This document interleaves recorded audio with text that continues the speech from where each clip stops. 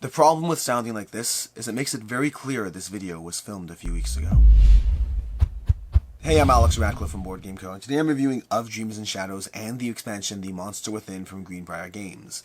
Of Dreams and Shadows is an RPG-light kind of game. You're going to be selecting characters between 2 and 6, and you're going to be facing off a specific boss, Arwen, a Morrigan, or the Dragon, and then heading off into adventure in 2 acts. Act 1 is going to have you preparing, building up, gathering resources, equipment, gear, spells, all the variety of things you will need to be able to be strong enough to take down the boss in Act 2.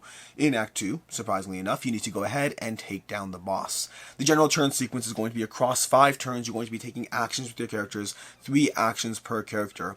Each boss is going to have their own way that they add new things to the board, their own way that they continue to provide a bit of a threat with the quests, with the shadows, with the various creatures that go on the board, and then you're going to be taking actions wandering around, going to various realms and capitals and building up and gathering new gear, using your character's specific abilities to gather relics or whatever else it is they do on their turns, attacking enemies on their turn, ambushing them, proceeding to the combat phase. At the end of your 3 actions, if you're in the space with an enemy, you'll go ahead and proceed to a combat phase where you'll take turns running back and forth, rolling dice, attacking them, having them attack you, comparing your attack against their defense and vice versa until eventually one of you dies or until you retreat. From there, you're going to be going to the scenario phase. So it's going to be the action phase where you'll take 3 actions, the combat phase where you'll attack anyone in your space, the scenario phase where you'll grab any one of the scenarios depending on the type of space you're in, or alternatively a quest from the specific boss if you are on one of their quest tokens. And then from there, you'll finally move to the event phase, where you'll reveal an event card and go ahead and do whatever that says. Champions may not perform any travel actions during the next turn. That is a brutal event. I do not suggest you get that one. Try drawing something instead of that one. That one is horrible.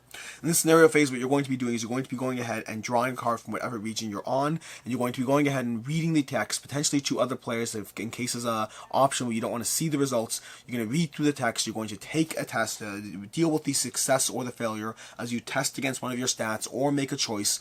Alternatively, you have a quest card from the particular boss where the same idea happens but a lot more complicated and with a lot more serious results to it. That's going to be phase 1. In phase 2, you're going to have the boss instead enter the board in one way or another. You're going to flip this to Act 2. You're going to have the boss enter the board, place Morgan on a random shadow token with Fomorian invaders equal to half the number of champions, then remove all quest and shadow tokens. From there, it'll provide a new way to win the game, taking down the boss, or a new way to lose the game, which will depend on the boss, where they're trying to go, what they're trying to do, and that is basically what's happening in Of Dreams and Shadows. A few other things we didn't really talk about: the various afflictions you can have on you. We didn't go into detail on all types of gear. They're going to be boosting your stats, giving you additional options, spells, actions, things you can do in the game. You'll be earning money that you can spend throughout the course of the game. You'll be using your health. You'll have your health track, which you'll lose or gain health as you take actions or as you get attacked by enemies. You'll have your willpower, which you can spend to modify dice results, to add to dice results, to give you higher chances of actually succeeding where you need to succeed.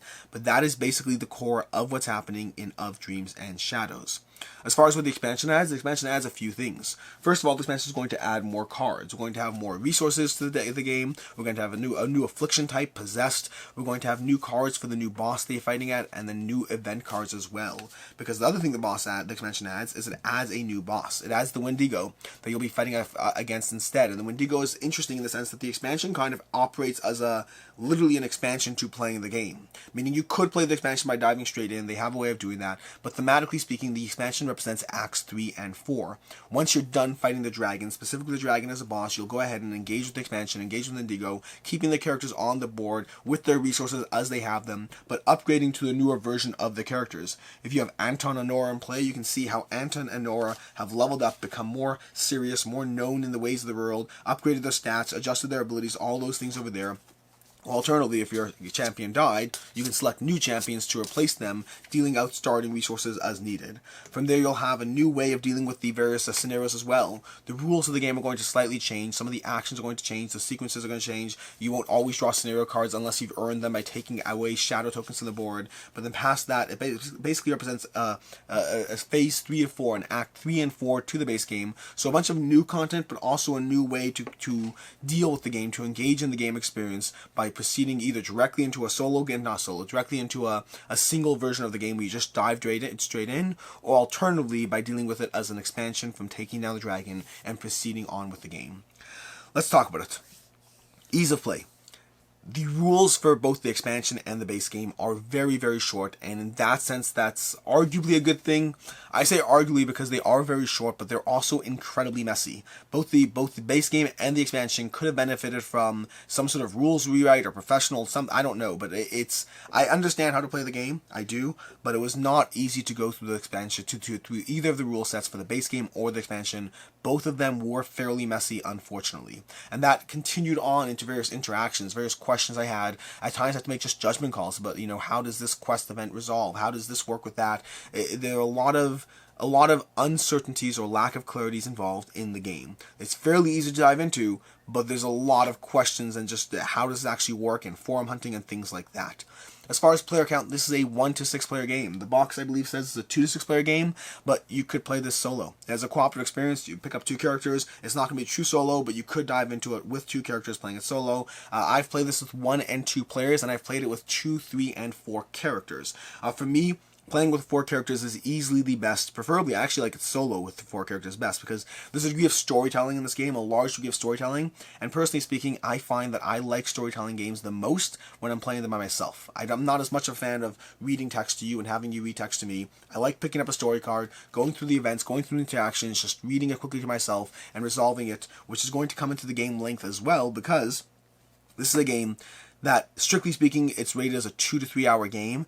I think it's 2 to 3 hours if you're really taking the time to read every single thing to all the players. That can slow down the game tremendously.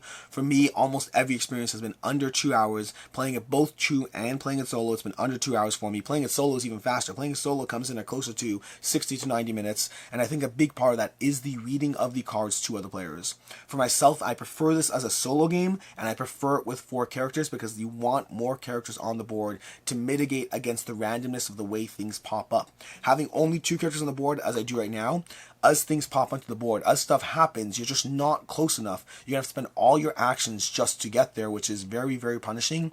I think you really need to have 4 characters on the board, or a minimum of 4 characters on the board, in order to really have the reach that you'll need in this game. As far as what I like, don't like, I can see others not liking. So, first of all, the scenarios, I enjoyed the scenarios. Again, more as a solo game than anything else, but the scenarios do offer a decent degree of world building in terms of just giving you lots of different things happening in the world around you, choices you'll make. I don't know why I keep grabbing the red cards. I can grab any of these other piles too. But yeah, you're going to be making choices, decisions, having events happen, having an impact on the game, both the tests you make, where you choose to spend your willpower on those tests, and even just the various choices that will engage in options such as skipping on tests entirely, siding with different sides. There is a large degree of world building happening around you in these scenario cards, as well as the quest of the specific boss you're fighting in. There's a lot of story in this game in a way that is not over the top, but does pull you into the game in a way that enhances the experience. The combat is simple and works. The combat is very simple. All you're doing is rolling dice back and forth, comparing your attack. You're going to be rolling a dice, you're going to be adding your might, you're going to be comparing it against the defense, then they're going to go ahead and attack you back, comparing their attack to your die roll plus your agility, but each time you can modify it with your willpower. You can spend willpower to adjust dice, to re-roll dice entirely. Now, you are going to run out of it if you're not careful, so you need to be mindful of it, but the combat is very simple back and forth until someone dies, but there's a bit of a reward in combat. You're going to be getting gold. You'll spend that gold and buying new gear. And so combat is simple, but it works for the experience that they're giving here. Speaking of the gear, the resources are a ton of fun.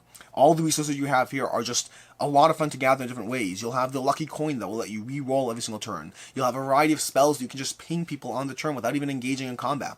You can grab a bow and arrow, you can ping people on your turn without engaging in combat. You can grab items that will enhance your might by 3. That's a huge boost. That's basically +3 to every die roll. That's insane. You'll have all these different things. If you're not a spellcaster, you can grab the primordial crown and become a spellcaster grabbing spells. All the various gear you have, from the stat boosters, from the spells you have, from the relics you can get, they're all a lot of fun to engage with, and it's fun to watch them slowly come out. This hand over here, the hand is basically the term for the market, where you can gather resources, gather cards and whatnot. They're a lot of fun to add to your character and to build up your character in the fairly short 5 turns you have of building yourself up before you have to start diving down and taking down the boss.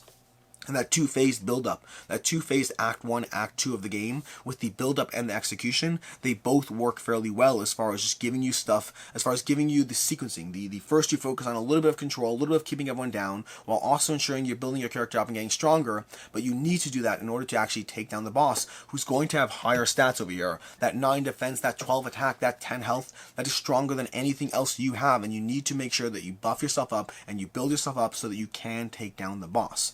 As far as things I don't like, first of all, it's all dice rolling for everything. Nearly everything you do in this game involves a skill test of some sort, taking a skill test against one of the cards you're drawing from, against the actions you're trying to do, using your character's abilities, fighting in combat.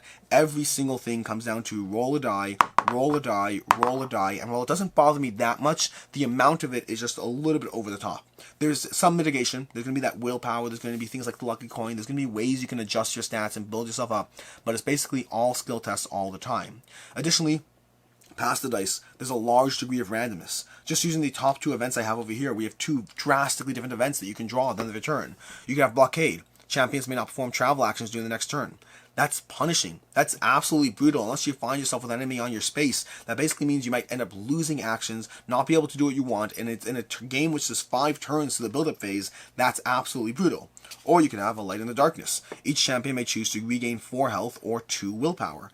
The difference, the disparity between those events is huge, and the way you draw the events in the course across the course of the game can absolutely be game-breaking in terms of the difference between a good and a bad thing happening and how well you actually do at the game. And then lastly, what I mentioned already, the rules in general lack of clarity. The rules were not great, and the lack of clarity that continues, it got to a point of playing of Dreams and Shadows where wherever I was faced with something I wasn't sure of, I just made a judgment call and moved on. I am certain I've played this game wrong at different points. I'm certain I've dealt with event cards wrong, with scenario cards wrong.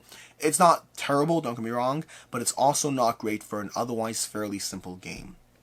As far as I can see others not liking, this one's a bit of a tricky one, but replayability might be an issue. I say might because the amount of games you'd have to have under your belt before you started to recognize and remember these cards, you'd need multiple plays. You're not going to be engaging with these all that often, and so to that end, while it can be a factor, while your replayability can suffer as you dive into this game 5, 6, 7 times, I think it would require a decent amount of plays in a fairly short time frame before it was a noticeable impact on your experience. As far as final thoughts on these games, and I am kind of talking about them together, but I'll distinguish a bit between them and their, well, final thoughts. But first of all, Of Dreams and Shadows is a 3.5 out of 5 for me. I enjoy the game. I like the game. It's got a degree of world building, a degree of hunting around. It's a good, light storytelling game, which is not really storytelling, but a lot of story built into a character RPG build-up in which you're going to pick a variety of characters, use their abilities, combine them how they want, grab that spellcaster, grab that tank, grab that rogue. They're not official classes, but they all have a little bit of a feel to them, and slowly wander around the board trying to take down the darkness of whatever it is you're facing off against. I enjoy the experience. It's definitely on the light side because of the fact that everything you do comes down to a die roll, and you're going to be drawing those events, which again can have an absolutely huge swing on things, but it is fun. And building up your character is fun, and grabbing those resources, those gear, is fun. And even rolling the dice, unless you get ones, is fun. And so overall, this is a game that I think it's a solid game. I think it has its quirks, its reasons why I don't love it, but overall, I did enjoy Of Dreams and Shadows. As far as the expansion, I'm a little bit more mixed on the expansion. To me, the expansion is going to add playtime because if I want to dive into the expansion properly, I'm diving into it based off of taking down the dragon, which kind of limits the foe you're dealing with. And then there's a degree of cleanup in between the two games as you swap out different cards, as you gather different things, as you adjust to the new rule set. The expansion does have fun things going on that make it compelling in its own way, but I'm less likely to play it quite as often as the base game, just because of the fact that you're literally shifting rule sets mid-game, and then you're changing up the setup mid-game, and you're doing all that for an Act 3 and 4 that, while fun, I don't know if it overall improved my experience enough. I like seeing my upgraded characters. That's fun. I like diving straight into Game 1, into Act 3, and now my characters are better, they're stronger, they have better stats. That is fun. Still keeping the resources you have, all that's compelling. But is it compelling enough to add to a full another hour plus to the gameplay experience? That depends on the experience. That depends on the playthrough, I should say. In any case, as far as other game recommendations, first of all, Eldritch Horror. This game gave me very Eldritch Horror vibes without all the massive amounts of stuff on the table, but that general idea of dealing with quests, of wandering around the board, of leveling up, of gathering gear, eventually taking down something larger and stronger than yourself, it very strongly gave me Eldritch Horror vibes from way back when I played it.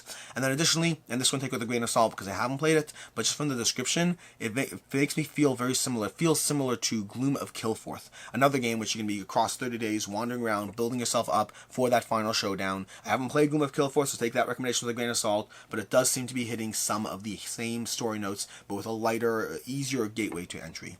Until next time, I'm Alex Radcliffe from Board Game Co. I hope you enjoyed this video, and as always, have a good one.